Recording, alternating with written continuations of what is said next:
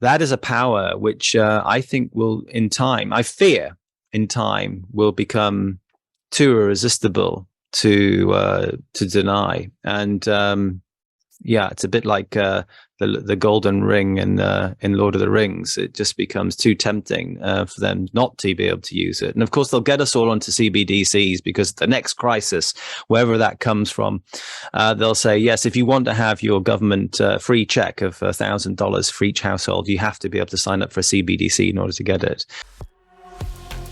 This is the Money Seed Podcast, where we discuss all things investing, plain and simple, the way it should be.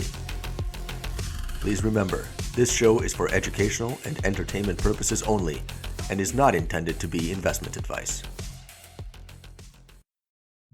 Welcome back to the Money Seed Podcast. Today, my guest is Jason Cozens from Glint. Glint is a new way to own and spend gold. Maybe not spend it, but at least save it and own it. Jason, welcome to the show. Thank you. Thank you, Gabe. It's great to be on your show. Thanks for inviting me. Jason, a lot of people over the years have either bought physical gold and put it in their safe at home, or people have, went on the stock market and bought like GDX or GLD or something like that. But this is a new way. Tell us, what is Glint? Glint, I mean, okay, so look, Glint is a kind of it's a gold-based alternative to a bank. In fact, it's a gold-based alternative to banking, payments, and to money itself. Back in the 2008 global financial crisis, I realized that your money in the bank is not necessarily there. It's put at risk. It is not a risk-free deposit of funds. When you put your money in the bank, it ceases to be yours.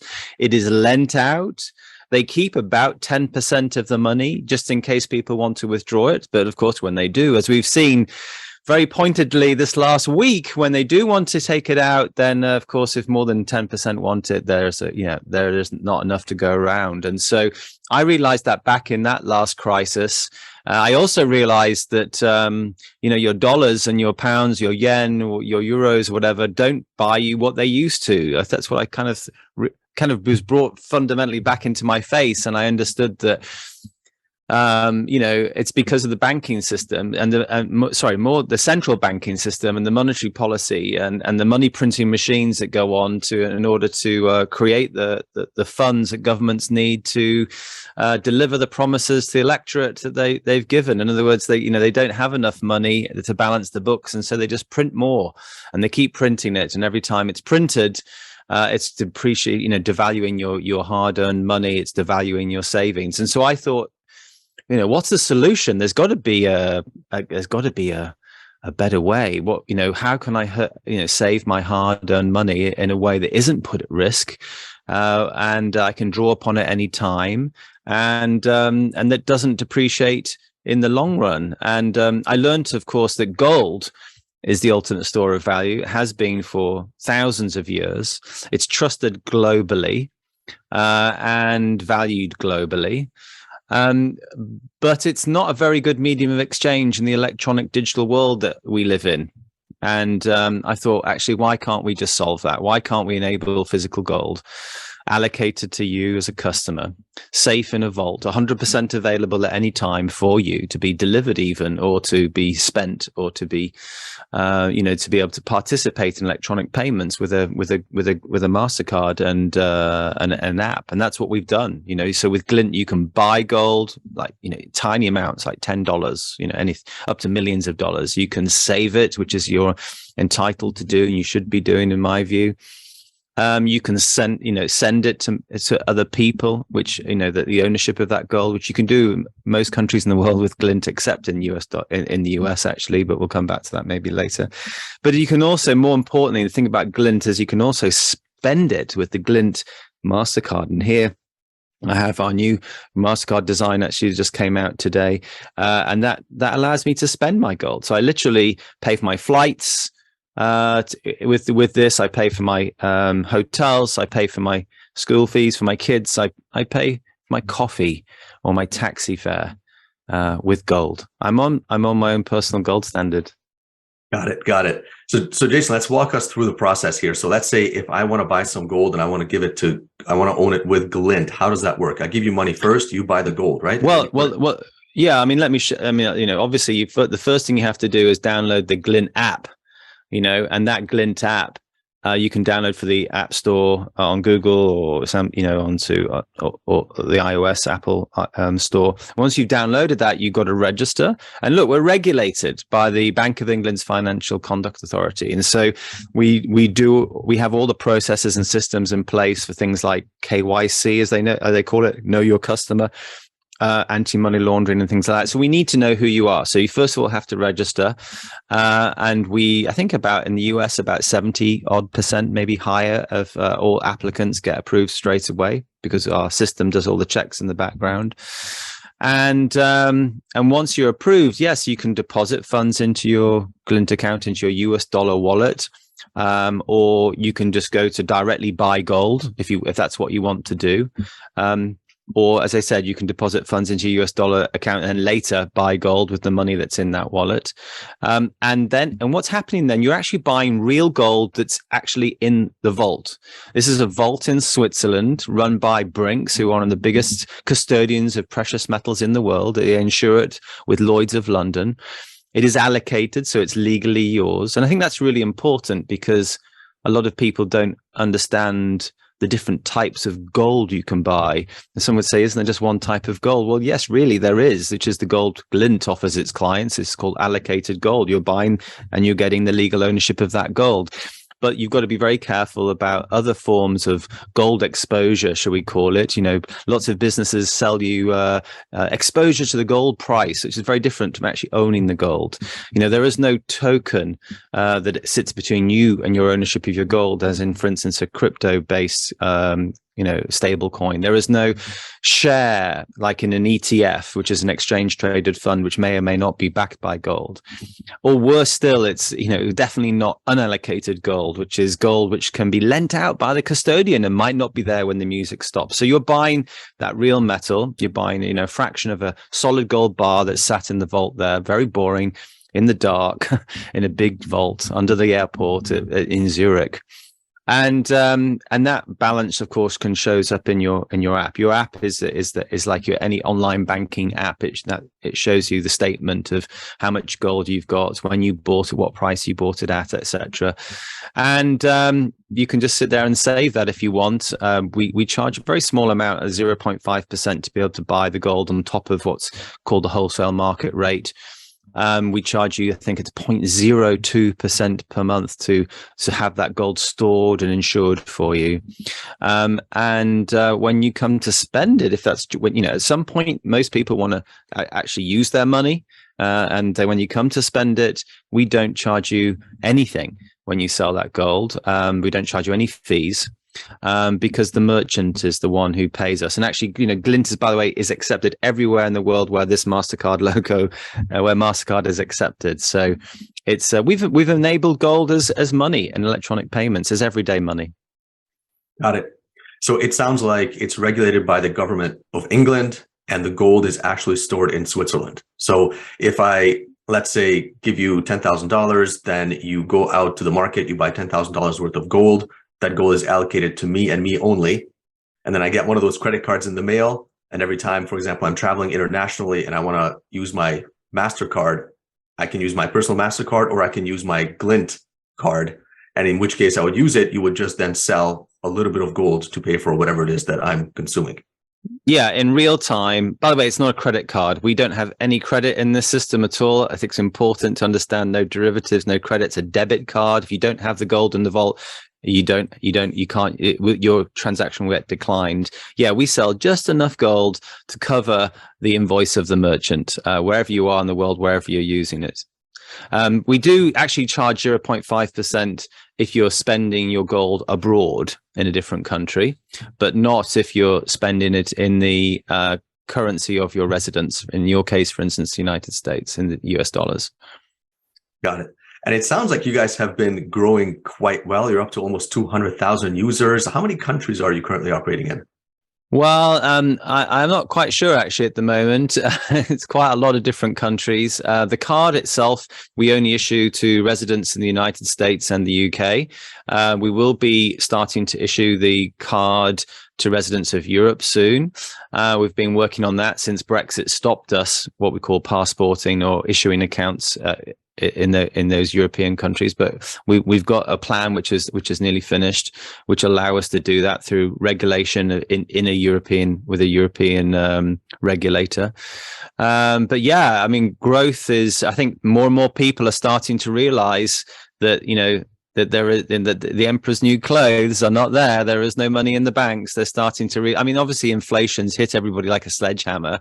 I thought it was bad enough when it was kind of 2%. And of course, as it gets to 6 to 10% in the US or in the UK, or even in some countries in Europe, 25%, then people are really waking up to the fact that, hey, there's something wrong with this system. It's not good. And they're starting to understand that all this money printing since '08 during the COVID crisis, etc., it's funded by inflation of the monetary supply, and people want a reliable alternative. And Jason, do you find that some people are giving their money to Glint with the intent to save money and invest in gold, or because of the convenience that it offers? What is so first of all, no one gives us anything. It's not we just help you look after it. It's not on our balance sheet. It remains yours all the time. But I think it's an interesting conversation you're bringing up here. Gold's often talked about as an investment. Well, actually, I can understand that, because since 1971, when it stopped backing the US dollar, you've not been able to use it for much else than for instance, saving your money. And therefore, it's kind of gone into this pot of the word investment. But actually, I just see gold as money. In fact, it's the only form of money. Everything else is debt. For instance, the pound or the dollars, people owe you something, or it's investments in people's businesses. And of course, that is a very valid, important part of somebody trying to, grow, make their money work for them, is to invest it and trying to get a good return on it. I mean, sometimes I get a criticism from some people who kind of really ensconced in the existing system. They say, but the problem with gold is it doesn't give me a yield.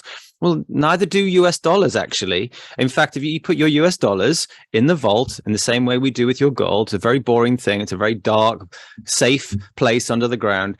Then there's no yield given on your US dollars. In the same way, there is none with gold. But of course, if you decide to risk your money and you give it to somebody else, and therefore it's a liability on their half, then yes, you might get an interest rate back. And of course, you can even do that with gold. In some instances, some people like Monetary Metals, they offer a yield on gold because there's an element of risk. But with Glint, of course, we're not offering that. We're offering just the ability to save your money somewhere safe where it's not put at risk. And I think I think gold personally, and a lot of people believe that gold should form a part of everybody's, let's call it a portfolio, because even though I don't think it's an investment, but it's, portfolio as in where do you put your money?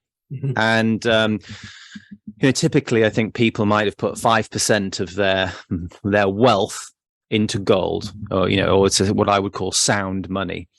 And, but I think now, circumstances are very different. I mean, I think the world has changed last year, and I think Glint ticks all the boxes. For instance, of the mega trends that we're seeing.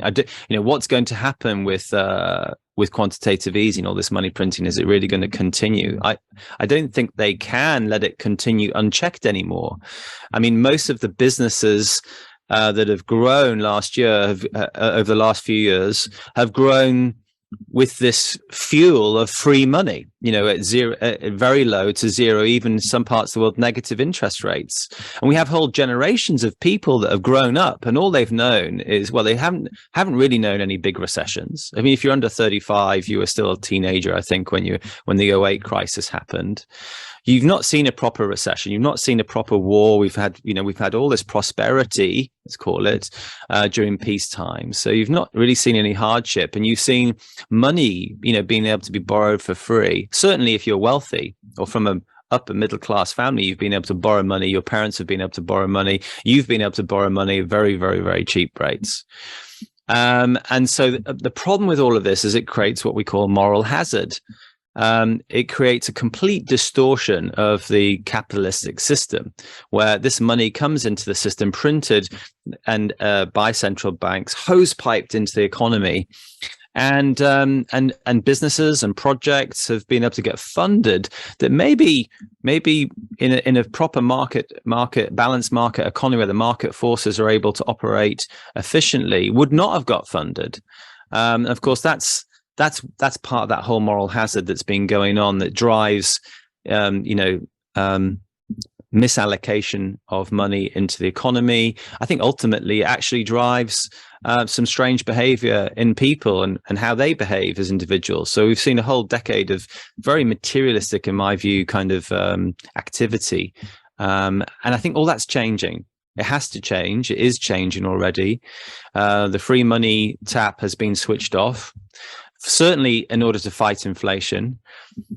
But they can't fight inflation and recession at the same time. The weapons they use for both are very different. To fight inflation, they've been putting interest rates up at a rate that's unprecedented. The acceleration and the rates unprecedented. And of course, the weapons that you fight recession are to do the opposite. You lower interest rates, you print money, you give it out to people. And so I think I said on a recent interview that it's like a storm where you've got the winds of recession and the winds of inflation conspiring to create this perfect storm, which central banks, I think, will find impossible to beat or very difficult to beat, because the strategies for fighting both are so diametrically opposed to each other. And I fear that we're going to be in a period of potentially stagflation. I hope not, but potentially stagflation. That is low growth or no growth at all with high inflation. And so it's very difficult for investors to decide what to invest in these kind of situations. And a lot of our customers, certainly Glint, basically they're voting to put a lot of their hard-earned wealth into a form of money, a sound form of money that's not put at risk, where it just sits there. And gold, apart from not having any risks into the system, systemic risk, gold has proven itself to be able to, to protect you from inflation, to be able to, maintain its purchasing power over time, even though, of course, the price of gold is going up and down, and generally up, as the confidence in paper money is going up and generally down. I actually don't look at it as that the price of gold's going up. I just look at it that the price of the dollar or the pound is going down. Of course, it costs you more to buy the gold if the dollars or the pounds or the euros are worth less. Gold, for me, is the kind of the golden constant. And if gold is that security, Glint is its key. Yeah, and I like the way that you phrase it, because even just the way you're talking about it, Jason, it's clear to me that in your mind, gold is the real money, and the US dollars and fiat currency, that's that's kind of like the fake money. Whereas most other people are conditioned to think that, hey, US dollars is real money and I'm buying gold with US dollars. But in fact, it's the reverse. Absolutely. And we're encouraged to think in so many different ways. You put your, we say to people, for instance, if you're gambling on something or you've just won something, I'll bank that. I'll bank it, as if it's something safe and secure. It's like fundamentally you're giving your money away to somebody else. They owe it to you now. There is risk. And I've heard in this recent banking crisis, as it unfolds, people start to blame it on the Fed and the fact they've hiked interest rates so quickly, or on the bank's management of the money they lend out or invest once you've put it in their bank. I even heard somebody kind of implying that it was the fault of the depositors, because in a way they led themselves into some kind of delusional crisis, which became effectively fulfilled their nightmares or their delusional nightmares. Actually, that's not fair. Basically, the banking system only relies on confidence. confidence that it's okay, the risk isn't that bad, and that we're not going to withdraw our money at the same time. Of course, when the confidence starts to go, the banking system starts to go, which is very different from gold, because if you've bought gold, for instance, on a platform like Glint, 100% of that gold's available for you to withdraw. If everybody came and just said, I'm going to sell my gold, great, no problem, it's yours. It's not yours, it's not ours, it's there, it's in the vault at all times. So yeah, it's very interesting times. Absolutely. May you live in interesting times is a curse, I've heard. It's not a compliment for variety or the spice of life. It's or life through its tapestry. It's actually a curse. Absolutely. And I'm glad you brought that up about the whole confidence in the banking system. And that was pretty much the action of the Fed over the last week, is to kind of shore up confidence, right? First, they said, of course, they guarantee the first $250,000 of deposits. And then they went and said, no, we're going to guarantee all deposits, because essentially that's what a bank run is when a lot of people lose confidence at the same time and they make a mad dash to the bank to try to get their money out in a fit of panic. It's quite. But I think it's interesting that most governments have passed what's called Bailin legislation. If you look back at 2008, they bailed out the banks, as Biden and other presidents and prime ministers around the world have said they will support their banking system. They bailed them out last time, and so they effectively taxpayers became shareholders in the banks. And of course, we're paying the price for that down the line. This time, of course, they've been encouraging the other banks to buy the troubled banks. And I'd love to be a fly on the wall with some of those conversations, because I know that, this bail-in legislation does exist. And I kind of feel I wouldn't be surprised if they're using it as a stick to encourage the other banks to get involved and buy out or support their peers. And what bail-in legislation effectively means is that the central banks, the governments can force the depositors of in a bank. Certainly, if you're above the insured limit, the FDIC, or as we have here in the UK, the Financial Services Compensation Scheme, if you've got a money that's above that insurance level, above 250,000, I think it is in the US, above £85,000 in the UK, to have that money taken off you, confiscated effectively, and instead you become a shareholder in the bank. And which you now own shares instead of having money in the bank, and that may or may not be worth something in the future. That legislation has been passed. You can look it up online, and how it was used in Cyprus when they had their banking crisis. And now we see some interesting things happening in this crisis. Although Biden has said, yes, we'll do whatever it takes. Actually, the money printing machine hasn't switched on quite yet, although I think there is some new act in the US that says that they will backstop the banks with new printed money. What am I saying? I'm saying just because they've bailed out the banks in the past doesn't mean they will in the future. I think that citizens now have said, hang on, after the last crisis, why did you bail out all those banks? Yes, we understand about people who've got deposits in banks, etc. That's pretty tough if your bank goes bust. But we need to start waking up to the fact that these are privately run businesses, and if you have to have some responsibility for where as a business or an individual where you put your money, and why should the taxpayer be responsible for this? And obviously, since 2008, a lot of these banks made huge amounts of money and continue to make huge amounts of money. They make that money out of investing or, lending your money out to other institutions at a rate much higher than the rate they give you.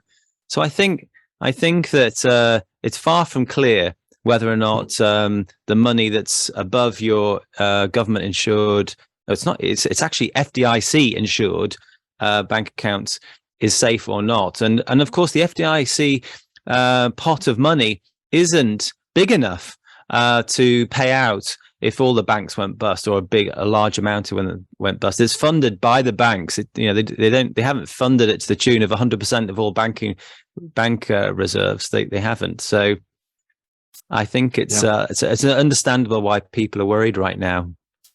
Then getting back to your earlier comment about how a lot of younger people haven't really seen a recession, or they haven't really seen a war, etc. I think also in America, for example, people haven't seen the banks do anything really out of the ordinary. What I mean is, if you look at, you mentioned Cyprus, and there was also cases like Argentina, right, where all of a sudden you wake up and there's legislation now that says, okay, you can't take out more than $500, a week from your bank account, deal with it.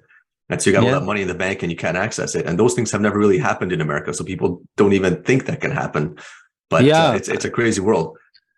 And now they're talking about bringing out central banking digital currencies, CBDCs, these aren't some kind of new cryptocurrency. These are simply using the blockchain to tokenize the ordinary US dollar. Why do that?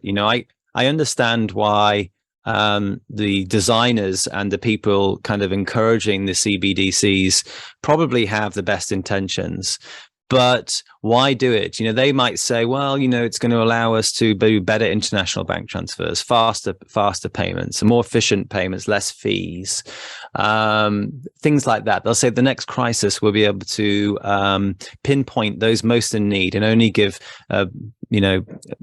bailouts to people who need it most. And I'm sure I get all of that. But the problem is with central banking digital currencies is that effectively your money will be with the central bank, and they will know everything about you, everything, much more than they know now. And we've seen that, our governments often do not behave in a way becoming of the responsibility they have to us. The electorate. We saw that the US was spying on its own citizens and on its allies and its ally citizens at a mass surveillance level. We've seen that. We've seen that in Canada, they confiscated the bank accounts of people demonstrating. I mean, can you imagine what would happen if they knew they had total control over everybody's bank accounts and over their money, where they can spend it, where they can't spend it, what interest rates each person gets? I mean, that is a power which I think will, I fear in time, will become too irresistible to deny. And it's a bit like the golden ring in Lord of the Rings. It just becomes too tempting for them not to be able to use it. And of course, they'll get us all onto CBDCs, because the next crisis, wherever that comes from, they'll say, yes, if you want to have your government free check of $1,000 for each household, you have to be able to sign up for a CBDC in order to get it. And then, of course, the next banking crisis, people flood into CBDCs because they think it's safer than having your money in a bank, etc. And so the banking system will become disintermediated. There will be no need for banks. We'll have algorithms deciding whether to give you a loan or not. And the worry is do we then have a social credit score system as well that determines whether Gabe gets a loan or not, whether he gets it at a high interest or a low interest, what he's allowed to spend his money on or not spend his money on. That's a very frightening prospect. So people, I think, are looking for security, but they're also looking for independence from their central banks. And I think that's where gold comes in, and a platform like Glint, of course, gives you the ability to still use it as money. Absolutely. Jason, you brought up CBDCs. Do you have any comments on gold versus Bitcoin? I know that's a big kind of debate that's raging out there. A lot of people are calling Bitcoin digital gold. What are your thoughts? Well, yeah, listen, I have lots of friends in the cryptocurrency industry, and I think that the kind of vision or mission or the issues that cryptocurrency advocates have is very similar to what's driving me with Glint. But I am a bit sick of people calling Bitcoin Gold 2.0 and things like that. I mean, I was at a conference recently, and just before I got to stand up, there was a guy talking from a cryptocurrency exchange, and he made, he did this thing where he tried to compare cryptocurrency with gold, and he said the problem with gold is that you can't buy small amounts of it very easily, and you really can't easily transport it from one person to another, and you certainly can't spend it. So that was like a gift to me, because I stood up afterwards and said, "Hey, dude, I can buy gold for 4 decimals of a gram on the Glint platform. I can send it to anybody as easy as sending a text, certainly outside of the US. And I can spend it anywhere in the world where MasterCard's accepted. In fact, I paid for my flight here, my hotel, I paid for my taxi here, and I'd be paying for my coffee using with gold in the bank. So let's first of all understand that technology can be used to create all the liquidity and the integration with the existing financial system for gold, and gold can participate alongside any other form of money that we have in this world. But I think one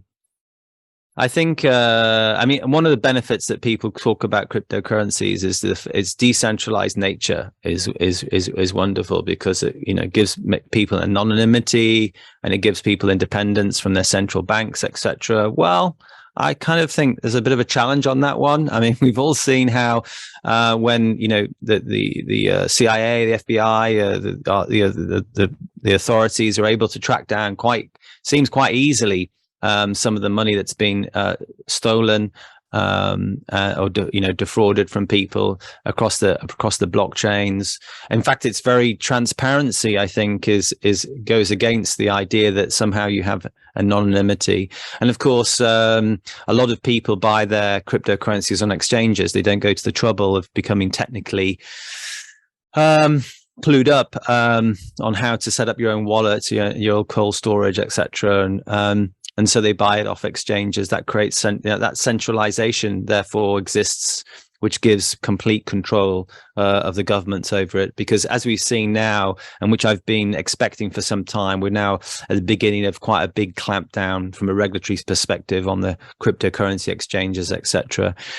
I also look at the concentration of cryptocurrencies in the hands of a few. I mean, I think it might be that something like a very low number, like 2% of people of the wallets in blockchain, in Bitcoin, for instance, are 95%.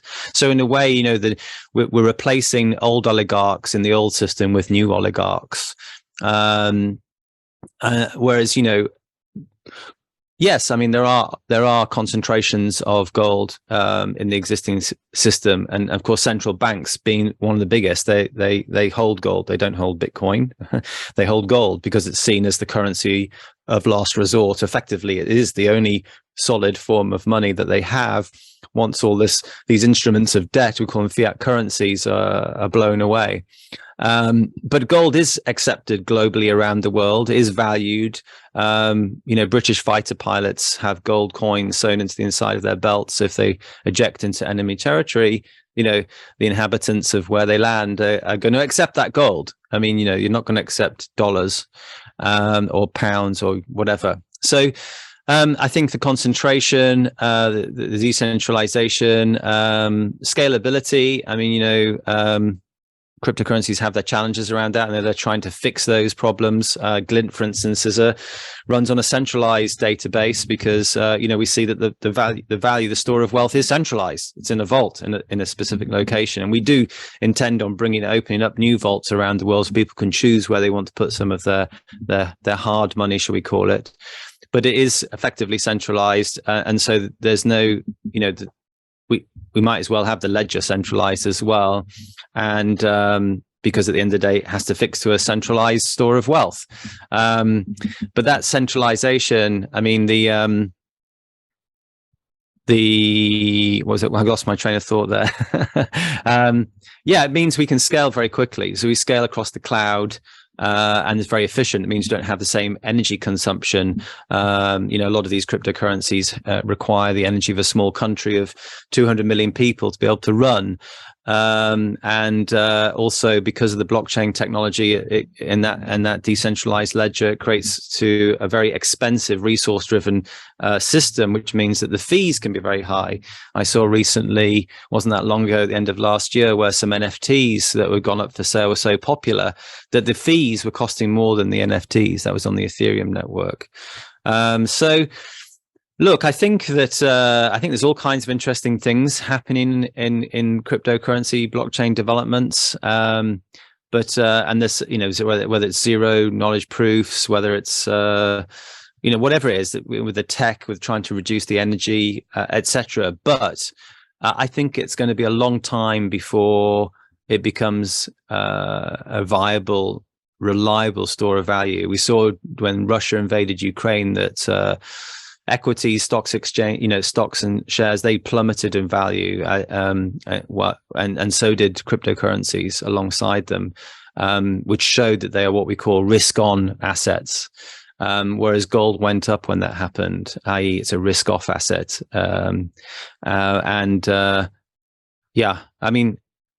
Maybe in 100 years' time, a cryptocurrency might be considered a reliable, safe asset that doesn't fluctuate crazily like they have been doing. Because I think ultimately what happened was a bunch of people decided they set it up for all these good reasons, and then as the adoption increased and the price started to go up, people flooded to it as a get rich quick scheme. I mean, the whole monetary system has created whole generations of people who have kind of given up on the idea they'll ever make some serious money, so they won't ever be able to buy a house, and that's really sad. That monetary system is driving this such inequality in the world, and of course it does it because when money's printed, it's distributed through banks, and banks lend money to people who have money. It doesn't lend money to people who need it, who haven't got it, and so those people with money who are able to borrow more and more money, they go out and they buy assets, they buy houses, they buy properties, they just get richer and richer. Meanwhile, everybody else gets poorer and poorer. And we don't have anything like the wealth that our parents and our grandparents had, relatively speaking. And a few own more than everybody else. I think the latest statistic is that three individuals in the United States own more than 50% of the whole population. And that could never have happened if we had a more sound money policy. Money wasn't able to be distributed to the wealthy like that way. Well said. Jason, quick thought on the future of gold. I know that gold just cracked about $2,000 an ounce as of this morning. And I've read news reports about how the Russian government and the Chinese government are hoarding gold and have been hoarding gold for quite a few years now. What is your personal outlook on the price of gold going forward? Well, as I said, I think the question is, what is the outlook on the decreasing value of fiat currency? The gold's still not changing at all. I think, let's look at the US dollar. It used to be backed by gold. And so every dollar could be exchanged for gold. In fact, and then what happened is in 1971, they came off the gold standard. Why? Well, because a lot of governments around the world, a lot of people were coming in and exchanging their dollars for gold because they didn't trust the Americans not to be printing money that wasn't backed by enough gold. And of course, at the time, the US were fighting the Vietnam War, and they were printing more money than they had gold. And so the French, for instance, were using their navy to come into New York and exchange their dollars for gold. Fort Knox was going down. Nixon didn't like that. Oh my God, we're losing all our gold. What are we going to do? Well, let's just temporarily come off the gold standard. And they did, but it wasn't temporarily. It still lasts to today. And then, of course, what did they replace that dollar? Why would anybody use the dollar if it was no longer on the gold standard? Well, they flew to the Middle East and they said to those Arab states, so listen, we'll protect you with our guns and our weapons, our military might, as long as you promise to only sell your oil for dollars. And of course, that became the petrodollar. So dollar was then suddenly backed by oil. Now we're in a situation where that deal has been broken, and the Arab states are already starting to accept, I think, oil in different currencies, even with gold. And then, of course, we have this massive destabilization, with the Russia and China being, and the US and the Western allies all being very much entering into a bit of a Cold War again. And that, yes, those other countries around the world who aren't part of that pact, who aren't participating in these sanctions, they look at the US dollar and say, actually, it's a weapon. And whenever you fall out with the US, of course, it's you're subject to sanctions and stuff. And so they don't want to use the dollar anymore. And so they are looking for alternatives. And as you say, Russia and China certainly have been building their gold reserves for the last 10 years, I think it is. So what's going to happen? Well, there is no fiat currency that's lasted the test of time, ever. As I say, the US dollar and the pound have lost more than 90% of their purchasing power in my lifetime. 90. Let's think about that for a second. It's become nearly worthless already in my lifetime. We now have huge amounts of money being printed since the 2008 crisis, and they doubled down on it during COVID. 20% of all US dollars were printed just in 1 year during COVID. And we have this huge amount of debt, and we have these huge money supply into the system. I mean, the whole system's coming to an end, isn't it? I mean, how long will it last? I don't know.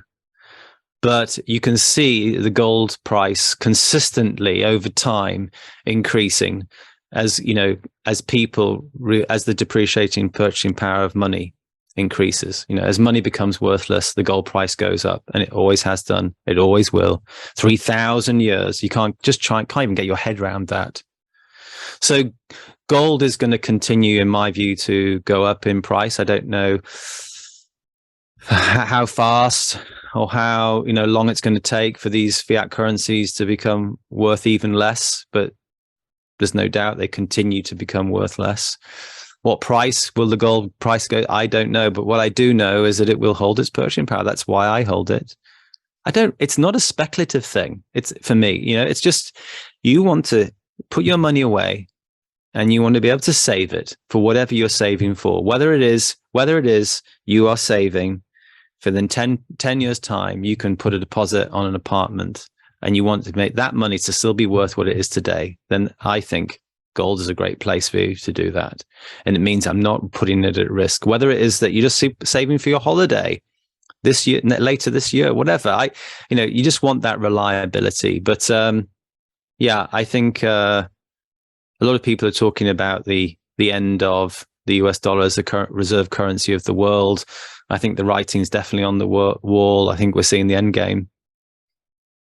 Jason, bringing it back to Glint before we wrap up the episode, is there a minimum deposit that's required to open a Glint account? No, well, actually, there wasn't. I think the new version of our app that's just gone live, we asked people to top up their account when they first come in, but it's a very small amount. It might be $10 or something like that.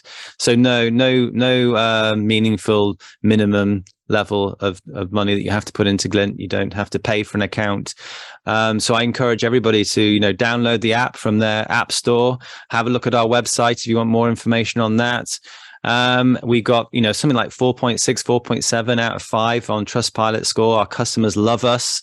Thank you to all of our clients out there who might be listening, because they are the best thing about Glint. And get yourself, I just encourage everyone to get themselves on their own personal gold standard with Glint. I love it. I love the idea. I love the technology. Just a quick question that just popped into my head here, Jason, is if I buy gold using Glint, and let's say the price of gold goes up and then I use my credit card and spend it, will that create a capital gains tax obligation for me? Yes, it does. Well, it depends which country you're in. Different countries have different attitudes towards tax on gold. But if you're fortunate to have a capital gain on your gold, which you have more often than not, then you do have a capital gains tax, I think, in the US and Great Britain, for instance. But you must check that with your own tax advisor, take your own advice, do your own research on that. I'm not a tax advisor, but we have you can download a spreadsheet in the app of all your transactions, as well as a PDF statement, so you can give that to your accountant or calculate yourself your own capital gains tax. But we're actually just about to launch a new product, which is in conjunction with one of the biggest auditors, accountancy firms in the world, KPMG. And at the press of a button, you'll be able to have a specific or a tax report rather than just a calculation, an actual tax report that is customized to your local tax jurisdiction, and KPMG systems will crunch that for you and spit that out for you, so you can just hand that to your financial advisor or to the tax man. That should be ready in a few weeks. That's perfect. And that's exactly what I was looking for, right? At the end of the year, I can just kind of download that from your website and just submit that in with the rest of my taxes, and away we go. Yeah. But Jason, thank you very much for spending time with us today. Like I said, I love the technology. I love the idea. And it's a great way to own gold, acquire gold, own gold. And if you need to spend it, even spend gold. So yeah, let's hope more and more people get on their own gold standard, Jason. Thanks very much. So that's Jason Cozens, CEO and founder of Glint. Thanks very much. Thank you, Gabe.